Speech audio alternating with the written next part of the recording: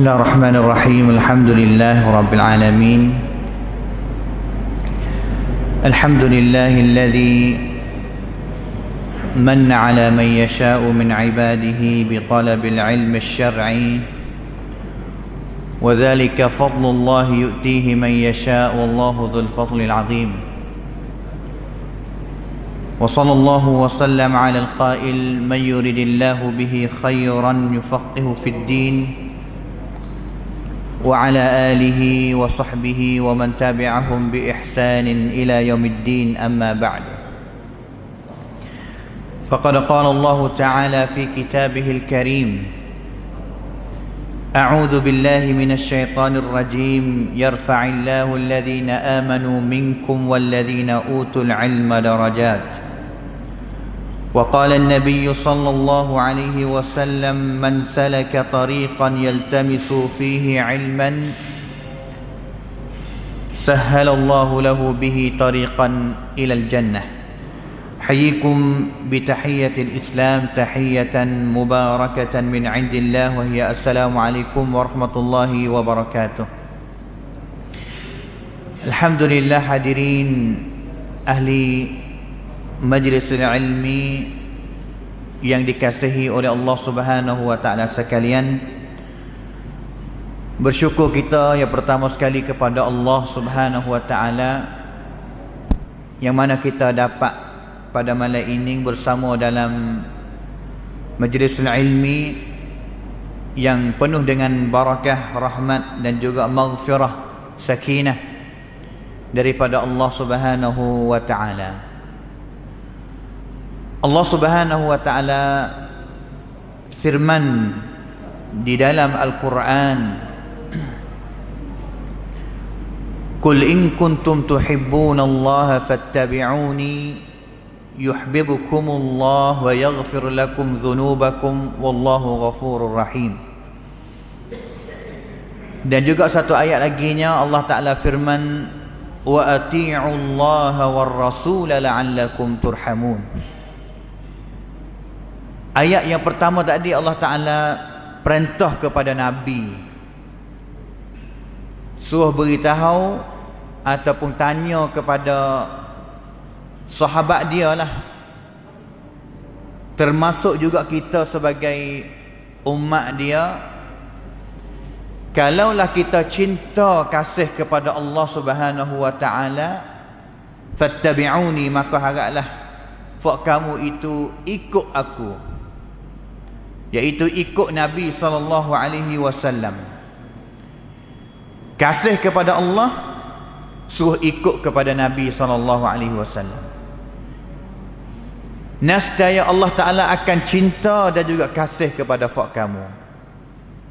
Dan juga apabila Allah Ta'ala cinta, Allah Ta'ala akan apung segala dosa kita, segala kesalahan kita. Dan juga sesungguhnya Allah Ta'ala sangat pengampun dan juga sangat merahmati. Manakala ayat yang kedua Allah Ta'ala suruh ta'atlah kepada Allah dan juga ta'atlah kepada Rasul. Mudah-mudahan kamu akan dapat rahmat daripada Allah Subhanahu wa ta'ala. Jadi dua ayat ni, kalaulah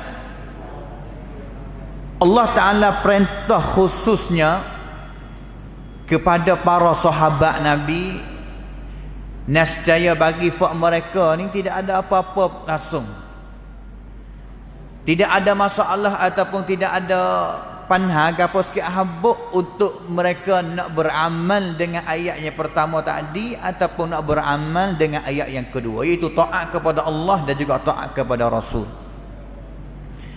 Kerana para sahabat mereka ada Nabi SAW yang masa hidup bersama dengan mereka.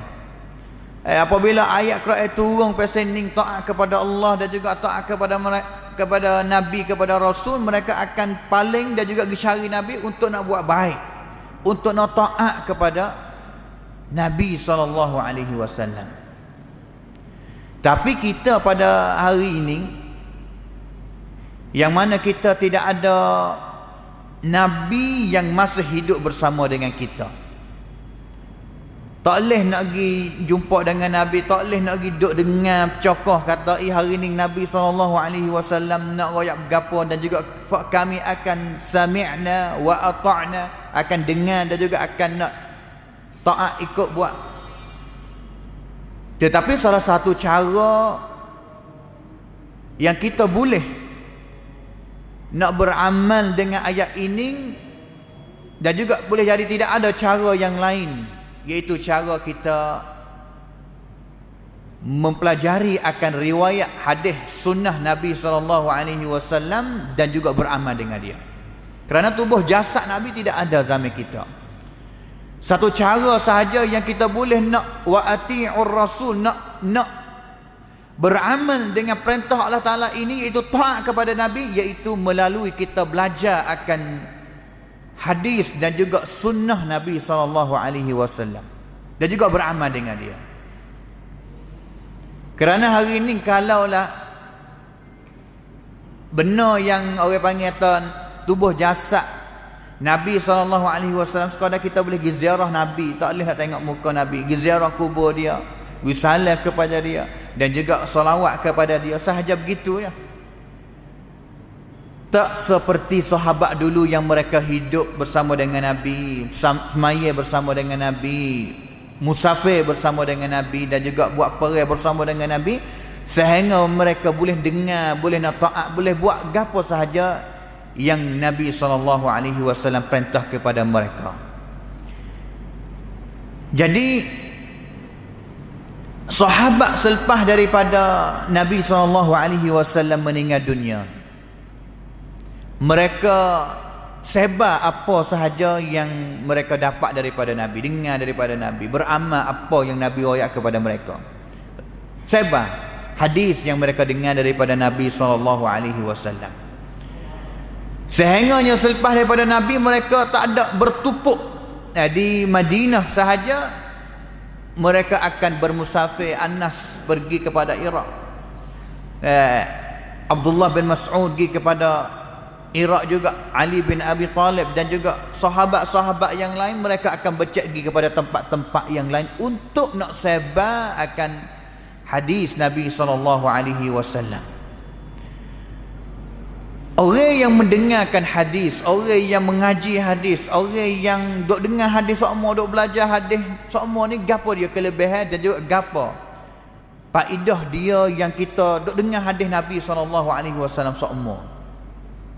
Quran tu cerak dah, nyata dah. Apabila kita dengar semua, kita faham dia, kita beramal dia, kita akan faham, kita akan tahu kata gapo dia yang Allah Subhanahu Wa Taala royak kepada kita, dan juga gapo dia yang Allah Subhanahu Wa Taala perintah kepada kita melalui Al-Quran. Kelebihan orang yang mendengar hadis Nabi SAW, satu hadis, dua hadis, tiga hadis, sehingga apa yang dia dengar itu dia pergi sebar kepada orang lain, seperti mana dia dengar daripada Nabi, seperti dia dengar daripada tok guru dia. Iaitu satu hadis yang Nabi SAW bersabdanya, naddarallahu imra'an sami'a maqalati fawa'aha wa addaha kama sami'aha. Sesiapa yang dengar perkataan Nabi, hadis Nabi, apa sahaja yang Nabi bersabda, yang Nabi SAW kata, sehingga dia mengapa apa yang dia dengar itu, dan juga dia sebar kepada orang lain, sama ada nak sebar kepada saing dia, anak murid dia, orang dalam keluarga dia, seperti mana dia sebar tu, seperti mana dia dengar hadis balas mana lafaz dia sebar begitulah kepada orang yang dia nak sebar. Gapo dia yang dapat? Naddarallah, Allah Ta'ala akan wi muka dia tu berseri. Allah Ta'ala akan wi muka dia itu penuh dengan nur, cahaya Allah Subhanahu Wa Ta'ala. Habis itu Sufyan Ibn Uyainah rahimahullahu ta'ala, yang meninggal dunia pada tahun 198 Hijrah, dia kata, kalaulah bagi orang yang dia belajar hadis Nabi SAW, dia tak dapat gapo sikit habuk, illa nadratun minallah, malaikat hanya dapat muka yang Allah Ta'ala akan beri sinar ataupun beri cahaya ada pada muka dia, cukup mada orang panggil dia. Orang yang mendengar hadis Nabi, mengapa dia, dan juga sebar dia seperti mana dia mengapa. Ini kelebihan orang yang dengar hadis Nabi, orang yang dia belajar dari hadis Nabi SAW. Dengan sebab itu sahabat dia becek pergi rata-rata untuk nak sebarkan hadis Nabi. Kerana tujuannya mereka nak beri orang yang masuk Islam, yang menjadikan awam, orang panggil tak orang kampung biasa yang menjauh dari, yang duduk jauh daripada Madinah ni, boleh tahu kata amal ataupun ibadat apa yang mereka sedang duk buat, apa dia alasan, apa dia dalil yang sebenar daripada Al-Quran ataupun daripada hadis sunnah Nabi SAW. Sebab untuk nak orang tahu kata amal yang mereka sedang duk buat, amalan itu tu bukti dia gapo, dia dalil gapo. Nabi SAW ajar sungguh kedak benar yang mereka amal. Kerana memanglah orang yang dia duduk Madinah ni, boleh jadi dia duduk dekat Nabi. Kalaulah dia keliru ataupun tak cerak nyata mana, mereka akan tanya selalu dah kepada Nabi, kata betul tak begini, betul ke tak begini, betul ke tak ibadat mereka begini. Tapi orang yang duduk jauh, mereka tak sempat nak musafir jauh mari cari Nabi SAW.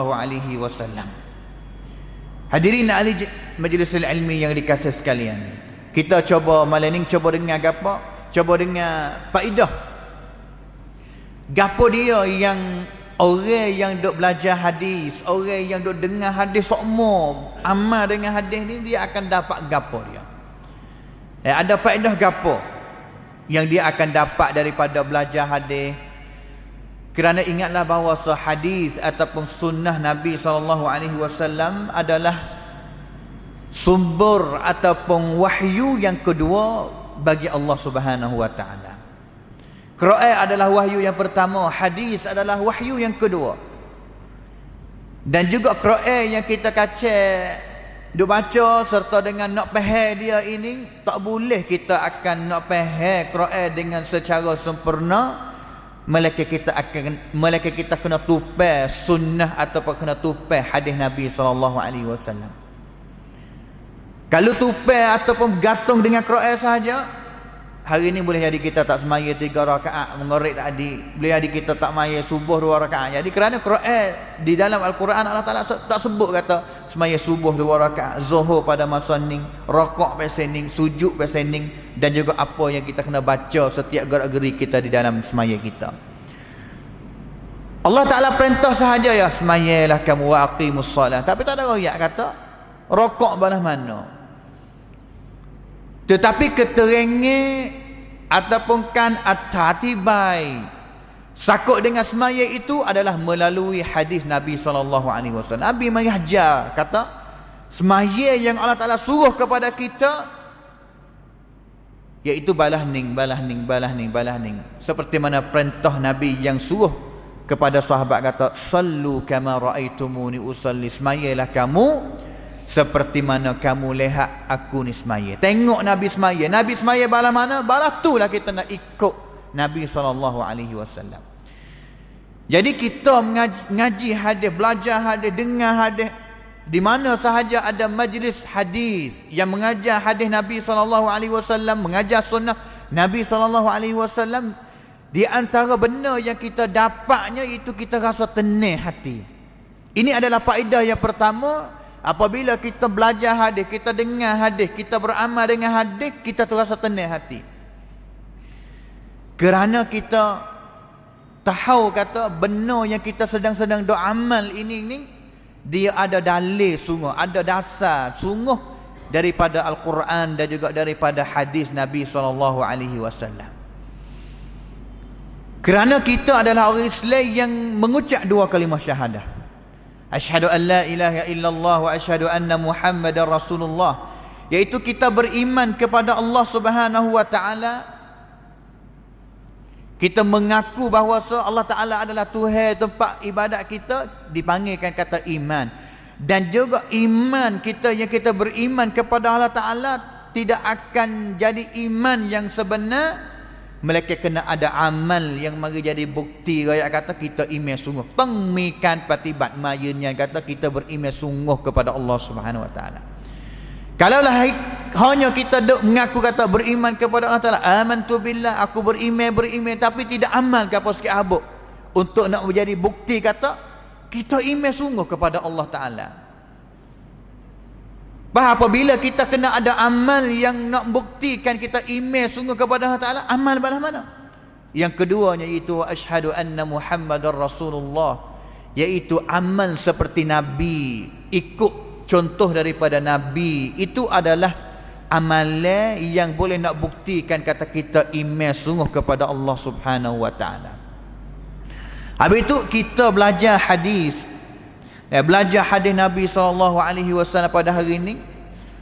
Khususnya hadis yang sakut dengan amalan harian yang kita buat. Semaya kita 5 waktu kita belajar bagaimana kau sifat solat Nabi SAW. Nabi semaya balah mana cara dia semaya, iaitu daripada takbir ila taslim. Sehingganya Nabi bui salat tu Nabi balah mana gerak-geri Nabi sallallahu alaihi wasallam semaya melalui hadis-hadis Nabi sallallahu alaihi wasallam sungguh.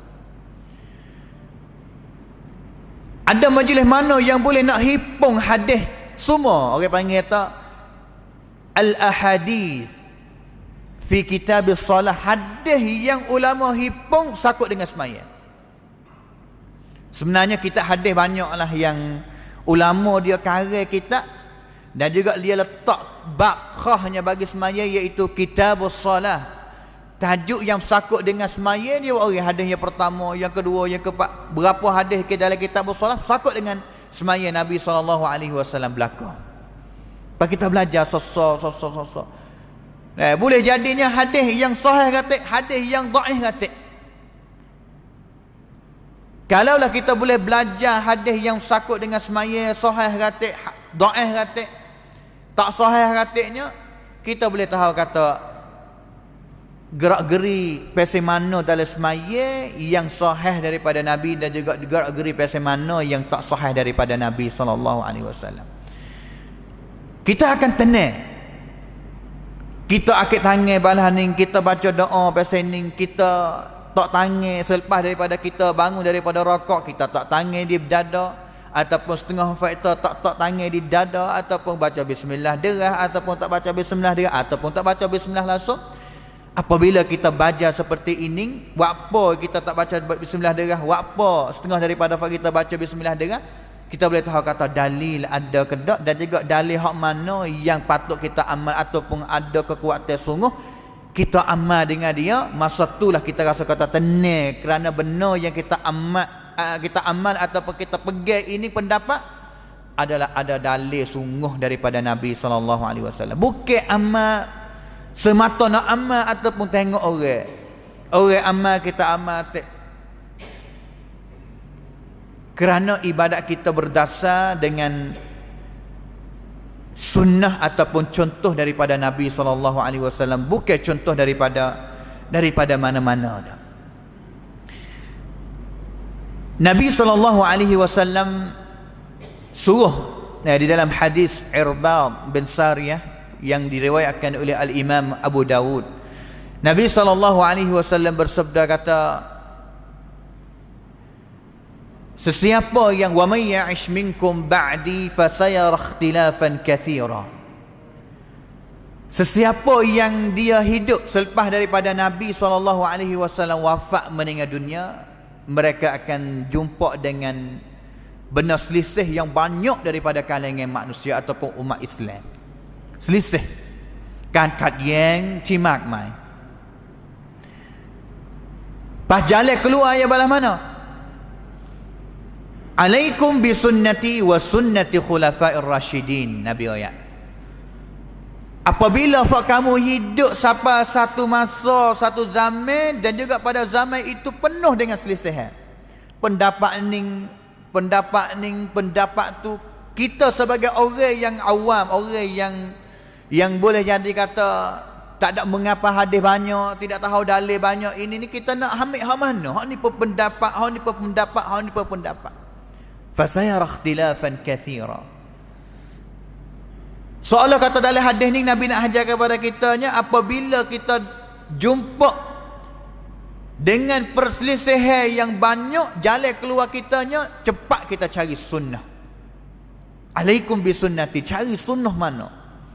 Hak ni pendapat balas ni ngoyak, hak ni pendapat balas ni. Tengok hak mana yang sangat betul ataupun sangat dekat dengan sunnah yang sahih sungguh daripada Nabi SAW, maka kita pegang dengan sunnah itulah dan juga beramal dengan dia. Baru kita rasa tenang. Bukan dengan sebab kata kita kerencai kepada demoning, demoning wari-wara ataupun sayang kita dia amal dia pergi pendapat ni, kita pergi pendapat ni. Ataupun tok guru ni kita rasa suka pen fixek, kita nak ikut pendapat dia, kita tak usah ikut tok guru yang lain ataupun ustaz-ustaz yang lain. Sahabat dia tak akan nak buat gapo perkara ataupun satu amalan mereka kena tenang hati dulu, kata benda itu ada dalil sungguh daripada Nabi SAW. Kalaulah tidak ada dalil, contoh yang baik daripada Nabi, mereka tak akan tenang nak amal benda itu. Seperti benda yang biasa berlaku pada masa Abu Bakar As-Siddiq radhiyallahu anhu, yang mana Nabi SAW telah meninggal dunia. Abu Bakar nak jadi khalifah. Ummah ada satu fikrah, satu idea yang nampak kata pada zaman itu tu sahabat yang menghafalkan Al-Quran ramai dibunuh, dan juga bimbang kata satu harinya apabila orang yang menghafal Quran ramai kena bunuh, dan juga Quran yang jadi buah seperti kita pada hari ni boleh jadi Quran akan hilang dan juga susah nak ingat ataupun nak hipung. Maka idea ummahnya dia gesenda kepada Abu Bakar, kata, "Hei Abu Bakar, ya Khalifata Rasulullah sallallahu alaihi wasallam, nampak balas mana kalaulah aku nak show kepadamu yang jadi khalifah pada zaman ini, buat projeknya iaitu hipung Quran jadi satu. Hipung Quran jadi satu." Abu Bakar As-Siddiq radhiyallahu anhu pada awal-awal sekali tak warning nak ambil idea ataupun benda yang di-show oleh Umar ibn Khattab. Sehingga akhir sekali Abu Bakar sebab gapo keperluan kuam campin balas mana apa kita kena hipung royak-royak, sehingga akhir sekalinya Abu Bakar sanggup setuju dan juga pergi cari Zaid bin Thabit sebagai penulis Al-Quran untuk dia hipun, untuk nak wakil, untuk nak perintah kepada Zaid ini untuk hipun Quran jadi satu buah. Jawab Zaid bin Thabit dengar pertama sekali daripada yang pertama dengar daripada Abu Bakar dan juga Umar, dia jawab bala mana? Kaifa af'al ma lam yaf'alhu an-nabiy sallallahu alaihi wasallam. Ma lam yaf'alhu an-nabiy sallallahu alaihi wasallam, bagaimana aku buanding nak buat benda ini yang mana pada zaman Nabi sendiri pun tak buat, pada orang panggil pada zaman tu Nabi kau masih hidup tu Nabi tak buat. Sehingganya Umar dan juga Abu Bakar pun kacau hurai royak sebab apa keperluan kuam campin kita apa kita nak hipung Quran, sehingga boleh nak hipung satu peringkat lah pada zaman Abu Bakar As-Siddiq walaupun tak sempurna. Kerana Abu Bakar ni jadi khalifah hanya 2 tahun sahaja, meninggal dunia. Umar ambil pula. Sehingga akhir sekali sempurna pada zaman Uthman ibn Affan radhiyallahu anhu. Tapi nak kata Zaid bin Sabit ni yang kata dia tak tenang hati lah kalaulah dia nak amal, nak buat satu perkara yang mana perkara itu Nabi SAW tak biasa buat. Habis itu yang kita belajar hadis pada hari ini, mengajar sunnah Nabi SAW, tujuan apanya? Tujuan nak kita tenangkan hati. Setiap benda ibadat, puasa, haji dan ataupun ibadat gapo sahaja yang kita boleh tengok contoh daripada Nabi sehingga kita boleh tahu kata Nabi buat pesening di dalam ibadat ni ada dalil sekian, kita boleh tahu, kita tenang hati. Kerana kita beramal dengan ada dalil, kita rasa tenang hati kata ini adalah benda yang kita buat ada dasar sungguh, ada dalil sungguh daripada Nabi SAW. Yang keduanya, orang yang belajar hadis, yang mendengar hadis, yang mengaji hadis Nabi SAW, semua duduk dengan hadis Nabi ni, mereka adalah orang yang ada sikap yang sangat insaf, yang adil orang panggil. Tak ada orang panggil tu bertaassub kepada sesiapa pun, tok guru, ulama, mana-mana, melainkan Nabi SAW. Bertaassub kepada sunnah Nabi sahaja. Habis itu kita belajar hadis adalah kita belajar kebenaran. Apabila kita belajar kebenaran, kita akan tahu pia yang pegang kebenaran ni sungguh. Kita belajar sunnah, kita akan tahu kata pia yang pegang sungguh dengan sunnah dan juga pia yang tak pegang sungguh dengan sunnah Nabi SAW. Habis tu pepatah orang Arab dia katanya, i'rifil haq ta'rifu rijalahu. Kenal kebenaran dulu, kita akan kenal kata pia yang bersama dengan kebenaran. Kita belajar sunnah, kita belajar hadis Nabi SAW, kita akan kenal sungguh kata pia yang pegang sungguh dan juga amal sungguh menurut Nabi, menurut hadis yang sahih daripada Nabi SAW. Bukan kita pergi dengan orang dulu baru belajar dalil ataupun kebenaran. Hak ni ada jadi masalahnya, pergi dengan satu orang dulu. Dan juga orang satu orang yang dia pergi tu betul ke salah ke, akhir sekali kita tak dengar.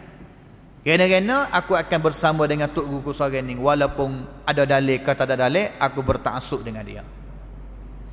Bukan maksud kata Nawawi kata kita tidak nak pergi dengan ulama dak, tapi kita tak se bertaassub dengan ulama, tak se bertaassub kepada tok guru. Balas mana? Kita tahu cerak nyata kata ada dalil cerak kata benar ataupun pendapat tok guru kita satu pendapat ini selisih dengan sunnah Nabi ataupun hadis Nabi. Tapi kita kacau duk pergi masuk belah tok guru kita lagi, dan juga orang yang mari royak kebenaran ataupun mari royak sunnah yang betul kepada dia, dia akan marah. Kerana seolah kata mari nak menolak ataupun mari nak lawan dengan tok guru dia, waliyadzubillahi min dzalik. Satu headkan yang biasa berlaku semasa sahabat dululah, satu pendapat dalam bab fiqh yang berlaku di antaranya Zaid bin Thabit bersama dengan Abdullah bin Abbas radhiyallahu anhuma, iaitu hukum mengenai dengan orang tina mari haid. Selepas daripada dia pergi buat haji, dan juga tak ada nak sudah ataupun tak ada nak tawaful wida', tawaf yang terakhir sekali belum nak khelak tu, mereka mari haid dulu, orang perempuan lah. Pendapat Abdullah bin Abbasnya, dia kata orang tina yang mari haid tak pastilah dia kena tawaf wida', boleh nak khelak selalu dah. Tapi pendapat bagi Zaid bin Thabit, dia kata orang tina yang mari haid dia tak boleh klik lagi sehingga dia kena duduk kekal duduk di Mekah dulu sehingganya haid dia habis, barulah dia tawaful wida', barulah dia boleh klik. Abdullah bin Abbas yang kata, hey Zaid, pendapat kita dua orang tak sama lah, tapi biarlah, tak ada masalah apa. Tapi yang pentingnya aku nak minta kepadamu ni, klik di rumah dan juga tanya kepada isterimu ni pergi pendapat mana dan juga amal dengan hak mana.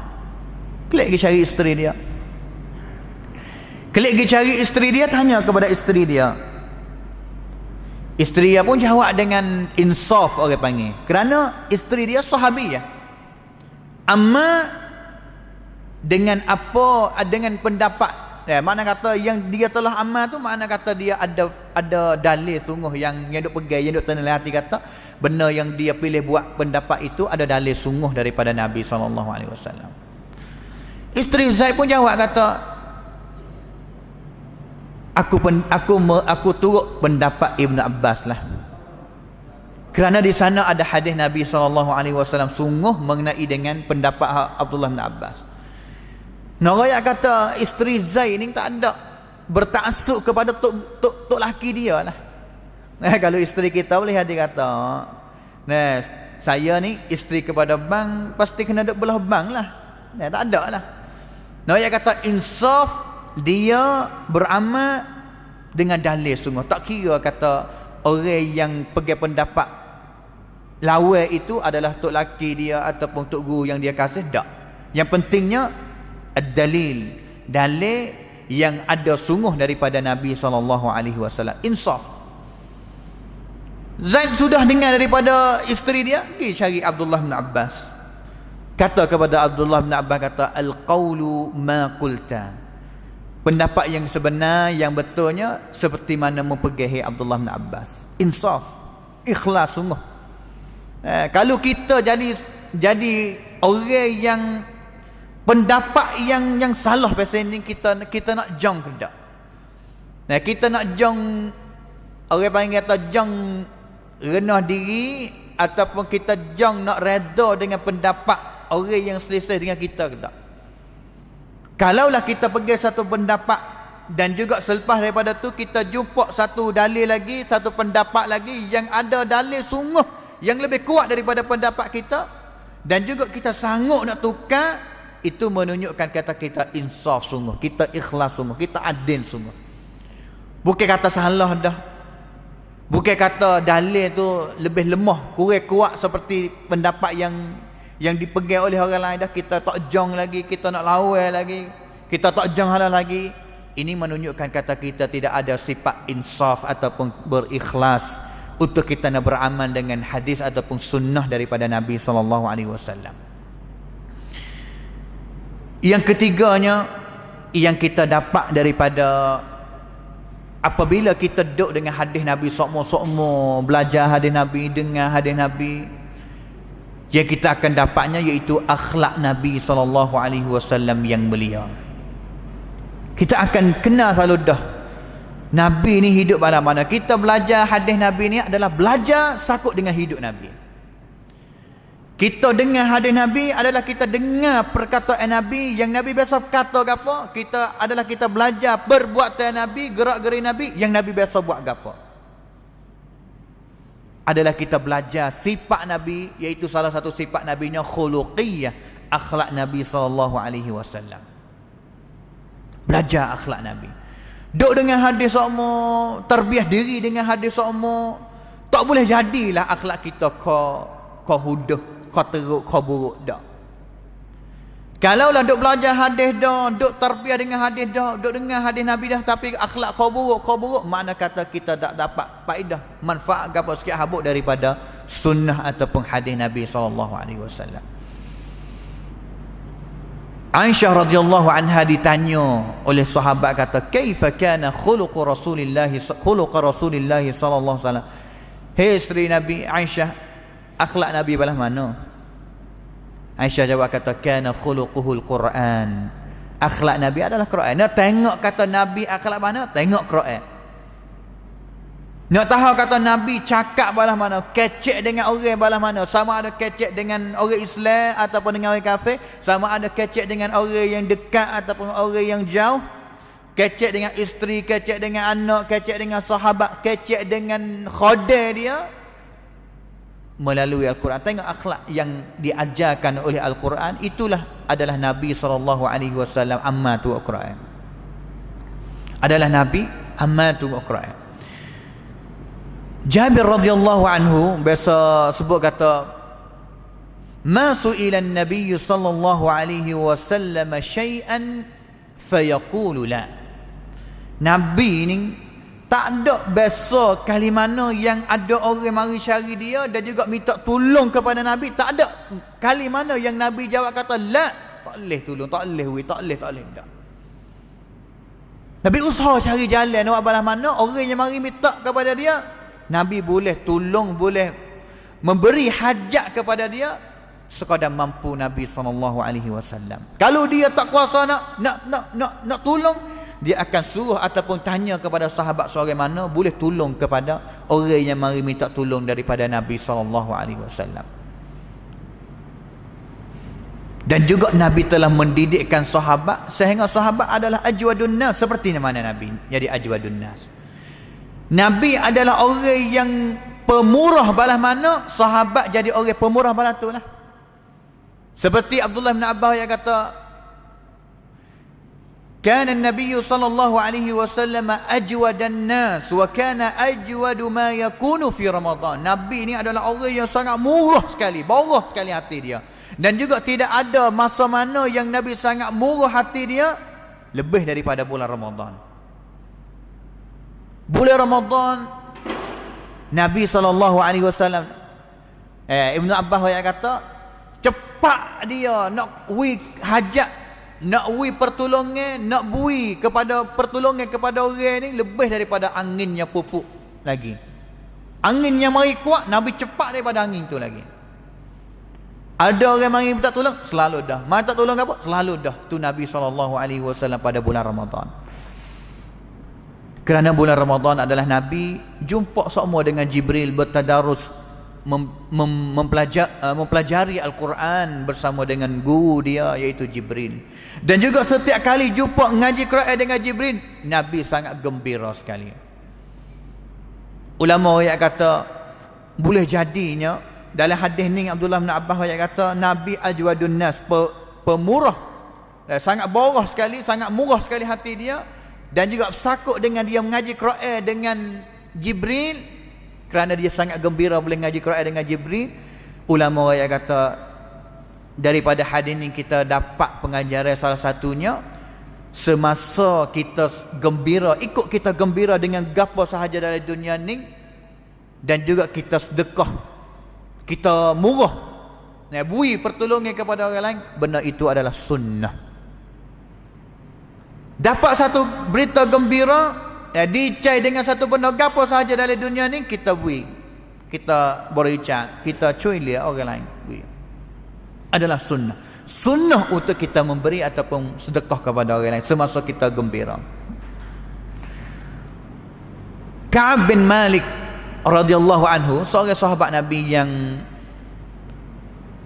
dia adalah salah satu daripada 80 orang sahabat yang tak pergi perang bersama dengan Nabi di dalam peperangan Tabuk. 80 orang lebih sahabat yang tak pergi perang Tabuk bersama dengan Nabi. 80 orang mari cari Nabi dan juga mengaku kepada Nabi, kata sebab yang mereka tak pergi perang bersama dengan Nabi sebab sekian lepas. Tinggal 3 orang yang tidak ada alasan ataupun mihit pun apa tak pergi perang Tabuk bersama dengan Nabi. Salah satu daripada 3 orang ni Ka'ab bin Malik. Nabi dan juga sahabat semua dalam Madinah pakat boykot 3 orang ni. Apabila jumpa tak wisalah, tak tegar, tak buat padu. Lama mana? 50 hari. Dengan sebab tak pergi perang bersama dengan Nabi SAW. 40 hari mula-mula ni duk seolah kata, kalau bahasa sosial panggil tak angwang duk dia pergi cari Nabi, wisalah kepada yang mana sebelum daripada ni apabila pergi masjid Nabi, wisalah kepada Nabi, senyum kepada Nabi, sangat gembira sekali. Tapi selepas daripada tu pergi kepada masjid Nabi, jumpa dengan Nabi, wisalah kepada Nabi, padu kepada Nabi, Nabi tak jawab salam dan juga Nabi tak padu kepada dia. Ini Ka'ab bin Malik, dia cerita dalam hadis yang diriwayatkan oleh Al-Imam Al-Bukhari dan juga Imam Muslim. Dalam kitab Riyadhus Salihin ada babut taubah.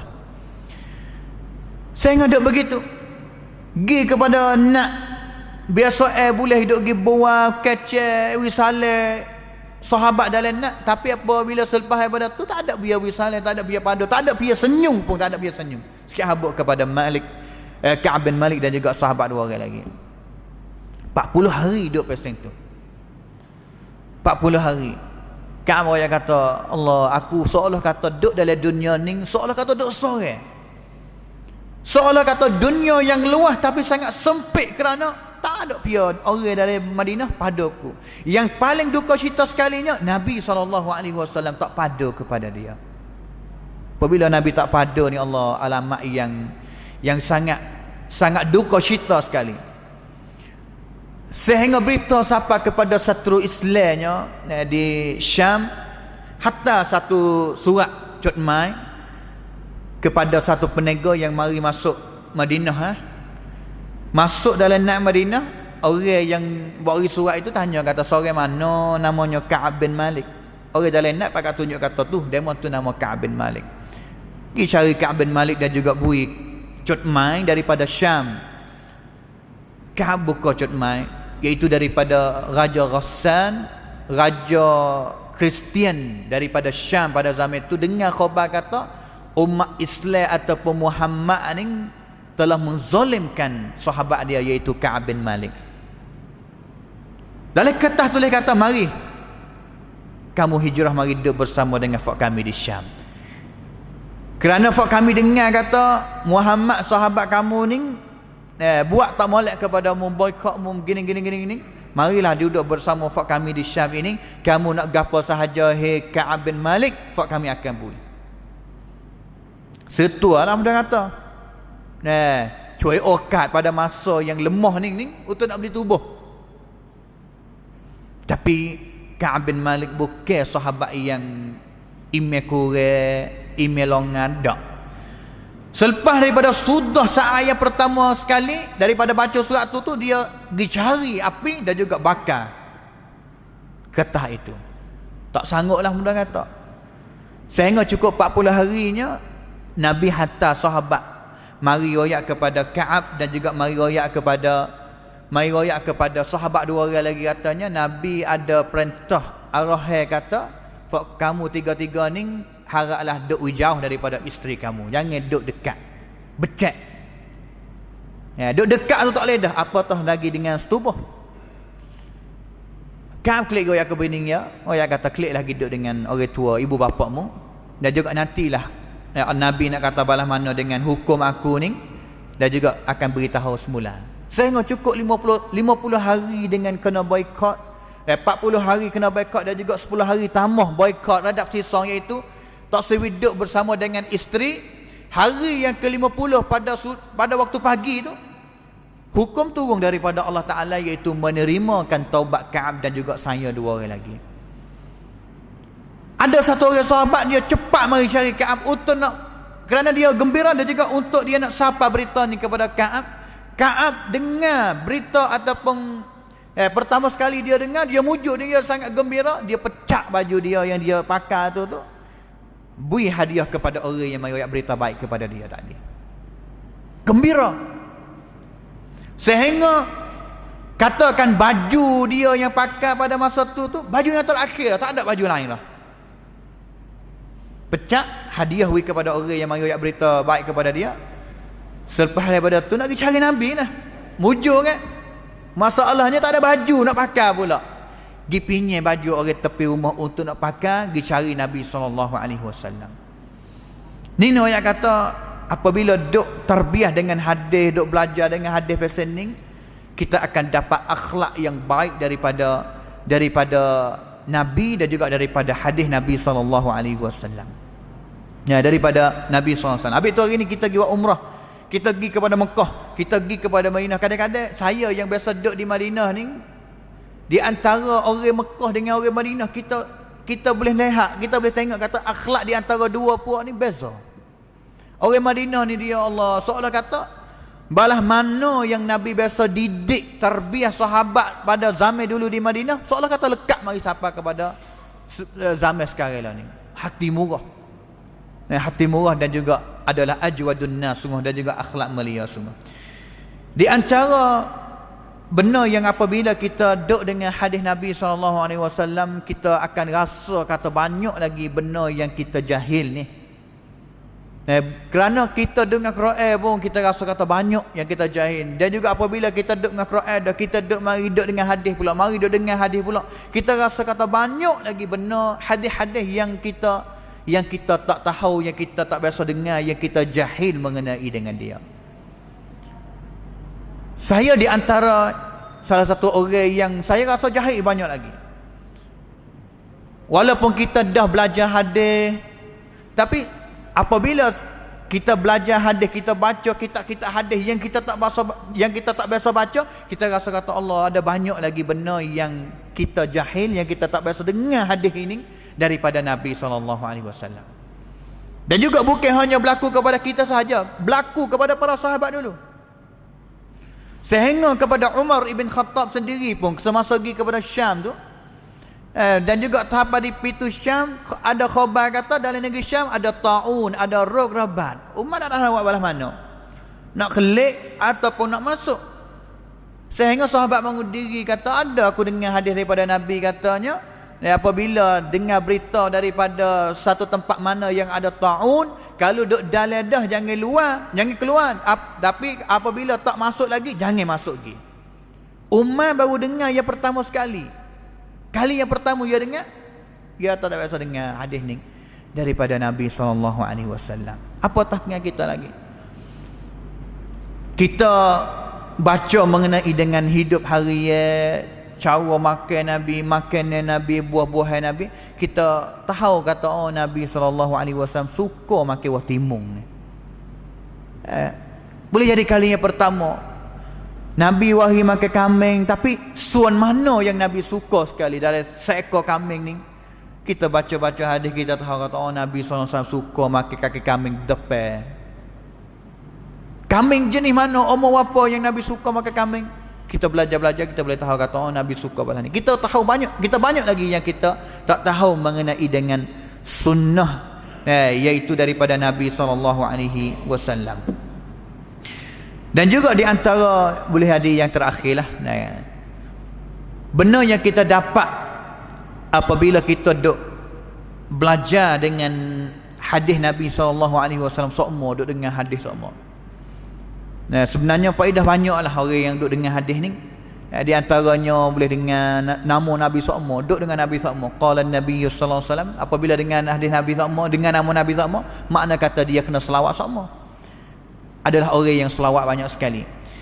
Orang yang dia mengaji hadis ni, duk dengan hadis Nabi, dia akan ada perasaan nak jaga, nak pelihara akan sunnah Nabi dengan secara automatik. Dia duduk dengan benda tu, dia akan kasih benda tu, dan juga dia akan nak pelihara, nak pokpong hadis Nabi, sunnah Nabi dengan secara automatik. Kita tanyalah orang ngaji hadis mana-mana negeri mana-mana, mereka akan teliti sungguh apabila dengar hadis Nabi yang tak biasa dengar ataupun dengar dah rasa kata tak tenang hati, dia akan tanya kata, ambil hadis ni daripada mana, daripada kitab mana hadis ni, sanad mana, pia riwayat. Tak jang nak dengar, tak jang nak terima, sehingga kena cek dulu. Melaka hadis yang duk dengar semua lah. Melaka hadis yang dia ada dengar semua lah. Yang dia cerak kata hadis ni riwayat Bukhari, yang hadis ni riwayat Muslim, riwayat Abu Dawud. Tapi hadis mana yang dia rasa kata temeng-temeng, rasa kata tak tenang hati, boleh nak terima, dia akan tanya kata hadis ni riwayat daripada mana. Dengan sebab itu, kita apabila nak riwayat hadis, nak sebarkan hadis, salah satu amanahnya kita kena royak kata hadis ni siapa riwayat. Beramanah ilmiah orang panggil. Kerana apabila kita royak harta hadis ni riwayat demon ni, riwayat demon ni, habis lucu kita. Seperti kaedah yang diletakkan oleh ulama kata, man asdada faqad ahala. Siapa yang waris sanad, siapa yang royak kata pia riwayat, habis dah. Nak sahih kata sahih, orang dengar tu, kalau ada kuasa dia kena pergi cek sekali kata hadis tu sahih kata sahih daripada Nabi SAW. Tapi yang masalahnya, hadis yang keluar daripada mulut kadang-kadang penuh dengan hadis yang tak sahih daripada Nabi SAW. Dan juga apabila orang yang mengaji hadis, dia tahu kata hadis ni tak sahih, tolong diroyak kata hadis ni tak sahih, tak ataupun palsu ataupun dhaif, lemah daripada Nabi, mereka akan marah pula. Mereka akan marah pula.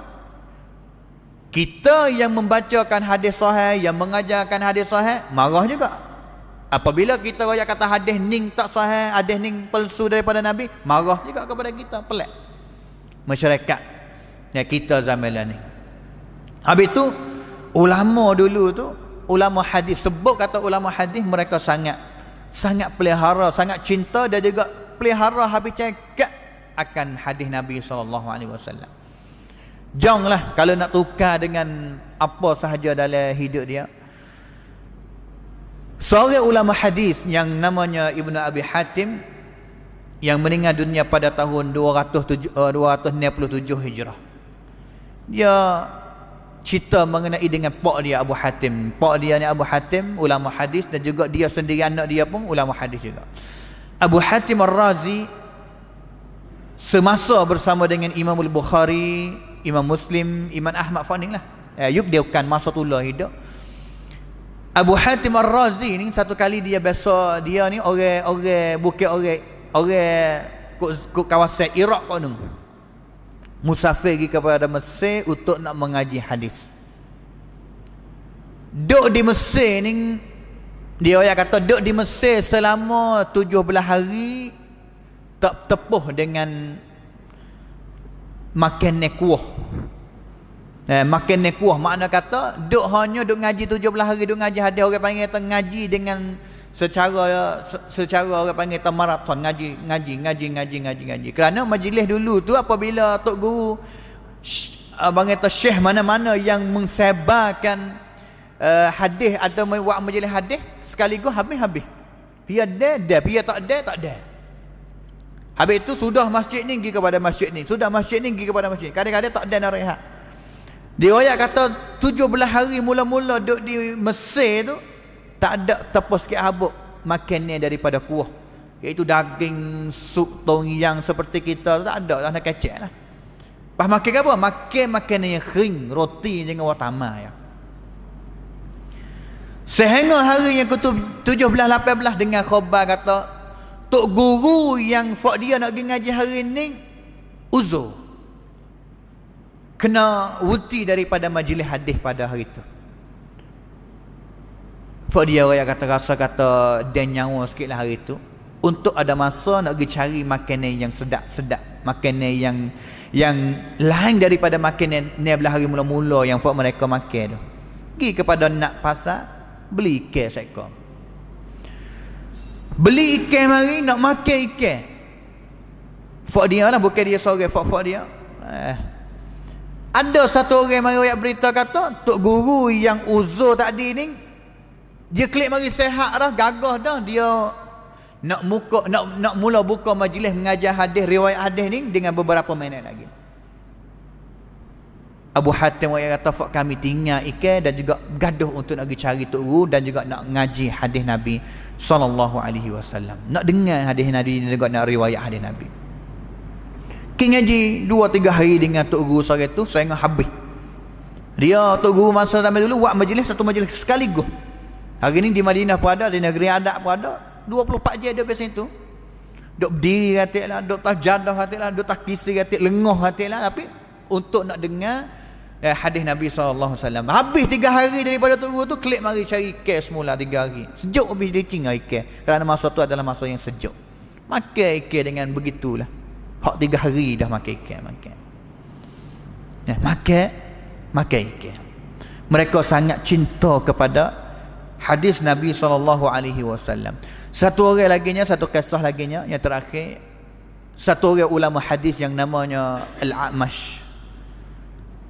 Namanya sebenarnya Sulaiman bin Mahran. Al-A'mash ni seorang tok guru hadis besar lah di Iraq. Gelaran A'mash ni kerana mata dia ni kelabu, mata dia tak nampak tengok, kelabu. Gelaran Al-A'mash, nama sungguh dia Sulaiman bin Mahran. Ada satu orang yang duk jadi anak murid kepada Sulaiman bin Mahran. Dan juga satu hari ni saing dia mari buat menego gitulah. Buat menego sudah pada masa tu dengan khabar kata ada seorang tokoh ulama hadis yang besar yang duduk mengajar di tempat itu namanya Al-Amash.